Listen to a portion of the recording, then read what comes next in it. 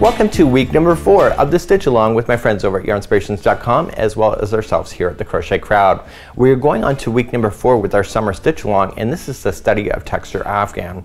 This study this week is the ants are marching 2 by 2. So we're going to get into a bit of biology today, as we are going to then work in pairs as we work around our Afghan. What does that exactly mean? We are going to be just making sure that the rib stitching starts going in 2s as we go all the way around, so keeping it 2 by 2. So the ants came marching 2 by 2. We're going to be getting this one done, and then we're going to move on then next week. So without further ado, let's grab our yarn and let's head back to the studio and let's get you started on week number 4. So let's pick up exactly where we left off. So we're now going to continue to round number 20. You've already done this type of round before. So I tried to make sure that when we were doing this that every row wasn't something crazy, so that you could continue along easily. You're going to chain a total of 3, which counts as a double crochet, and then in the same space you're going to double crochet again. So you already know how to do this round. So each one of these stitches all the way around is going to be a double crochet. Don't forget here, remember that you did this one here. This is a chain 2, does not count as a stitch. So your first stitch is right here. Okay, so make sure you watch those every time that you're going in a new round when you have that. So there's just gonna be 1 double crochet in each one of the stitches going around, and then in the corners it'll be 2 double crochet, chain 2, 2 double crochet. So we've already covered that in previous weeks. So please do that now, and I'll see you at the end of this round, round number 20. So I'm coming all the way around on round number 20, and we're gonna start our front posts and back posts in just a moment as we continue around. So when I was designing this, every time I went to go start something new, I tried to make it very consistent among the whole Afghan in order to make it easier for you to be able to follow. So a lot of it's been done for my convenience, but also for yours to be able to follow.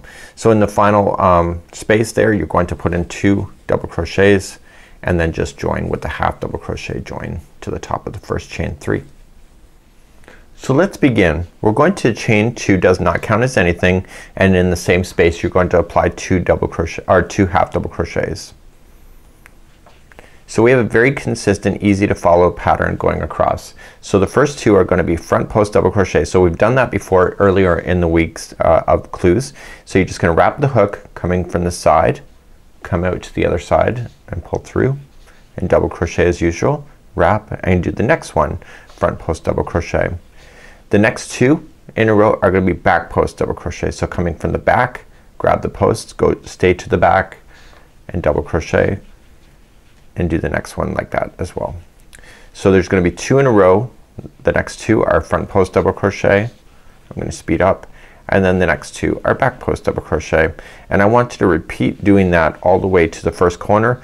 Let's just quickly review when we get to that corner, and then we'll turn, and then you'll do the rest of this round on your own. So I'm coming up to the end of the row. Now I have a problem here, and I want to keep this in the tutorial. So I could frog back and show that life is completely perfect, but it doesn't always end up being perfect. So I got 2 front post double crochet, and I have to do 2 back post double crochet and end with 2 front post double crochet, because the ending is always 2 front post double crochet. So I'm missing one of these.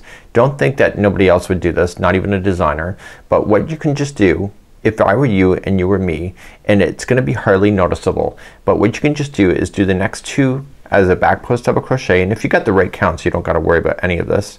But what I would do if I were you is that you need to have 2 front post double crochets when you finish. So I would put 2 front post double crochets around the same post. I know, completely cheating, and then start your row as normal, or start your corner. So it's 2 double crochet, sorry, it's 2 half double crochet 2 half double crochet, and then chain 2 half double crochets. So sometimes you gotta do what you gotta do, and where this can happen is that if you were like kinda not paying attention to that chain 2 that was in the very beginning, sometimes you can add or miss a stitch very easily. So when you can fake it or make it, see it doesn't look absolutely perfect, but it will balance itself out next time you come around this round, and now that you've done it right like this, it'll be perfect next time you come around. To start the next side then, the first 2 are gonna be front post double crochets, and then the next 2 are back post double crochets. So you're just gonna continue what you know, and if you're missing a stitch you can just do that and what I just showed you, and if you got it perfect then a gold star for you for your lesson today.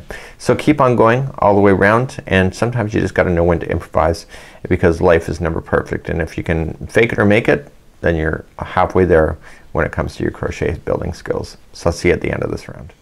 So I want to show you another cheating technique that some people use, and you know, it's all about knowing how to improvise. So I know that I have 2 in the back posts, which is this one plus another one, then 2 front posts and then back posts, but I'm supposed to end up with 2 front posts in the end.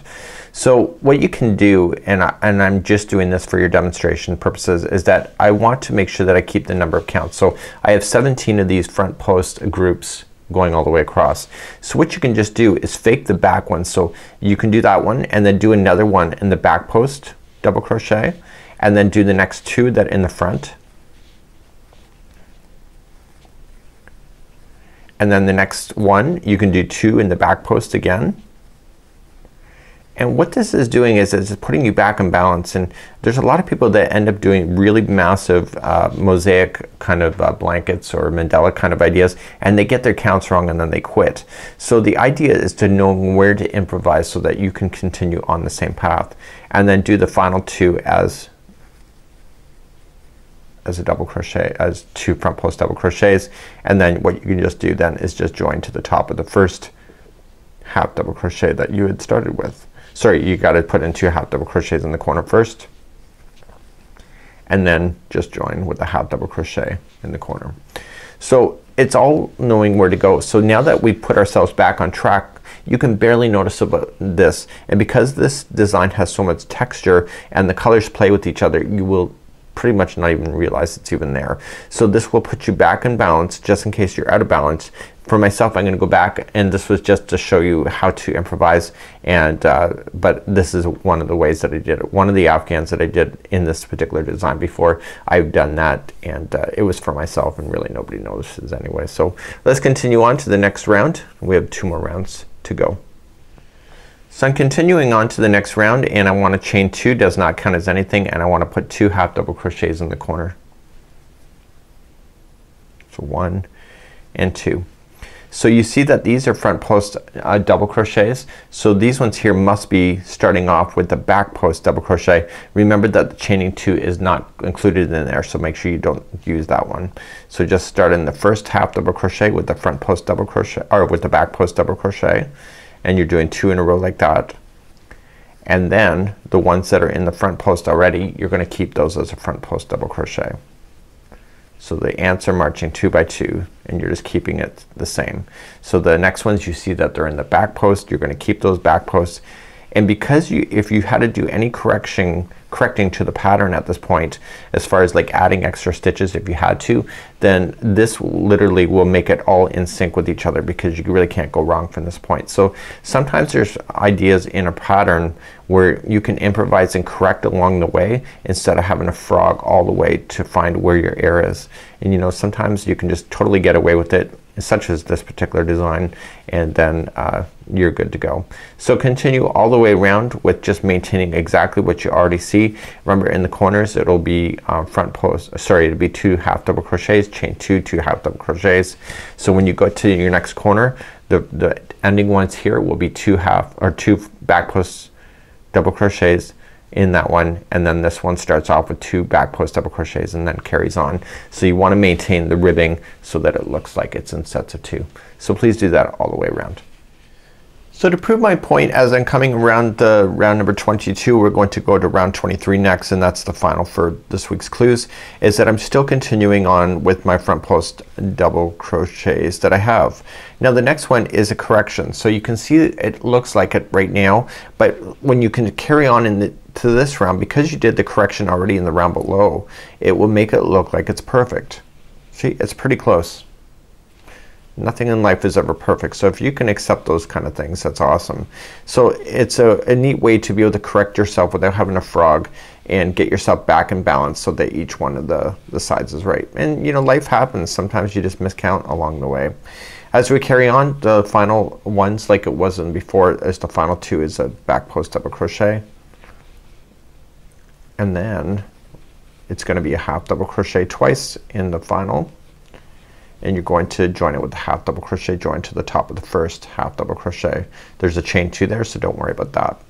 So final round number 23, this is it. my friends, until next time, you're going to chain up 3, counts as a double crochet, and you'll double crochet again in that same one. So we're gonna bring this back in balance. Remember there's a chain 2 here, so don't worry about that as being a stitch because it's not. And you're just gonna start on your first half double crochets. You're gonna do 1 double crochet in each of the stitches going all the way around. Corners like before, how we started today's clue, will be just 2 double crochet, chain 2, 2 double crochet in the corner, and you're gonna do that all the way around, and I'll see you at the end of this round. And then next week we're gonna continue to week number 5. Week number 5 is your midterm exam pretty much, and it's gonna be the hardest one of all of them to do, and if you can get past that, then you're laughing all the way to the end of the project.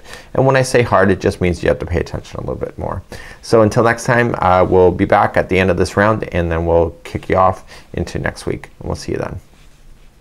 So I'm coming to the end of round number 23, and you're noticing that the colors are changing more often, so you don't have such large groups of the color staying consistent like you did in the very beginning. So this is really gonna play for well for itself as we continue in my design as we carry on.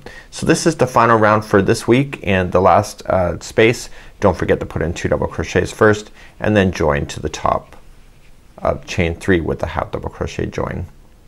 And that's a technique I learned from Jeannie many moons ago.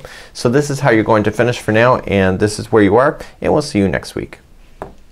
Before I let you go to next week, I just want to let you know, see there's a correction right here that I did. The Afghan is still laying flat, so even though I've asked you to do a correction, it still should lay flat on you, and I don't want to mislead you that I may have frogged it in between the video takes in order to get it to lay flat. So this is something that you can do, and it does work well within this project. So we'll see you next week, for serious this time. So that's it for week number 4, and if your ants went marching 2 by 2, hurrah, hurrah, yep, you're done. So get this done, and I'll see you on week number 5. Week number 5, we're gonna do the study of yarn colored eggs. I wonder what that means. I don't know. I'll have to look at my sheet. So I'll see you next week for week number 5 as we continue our stitch along for the summer. This is Mikey on behalf of the Crochet Crowd as well as my friends over at yarnspirations.com. See you again real soon. Bye-bye.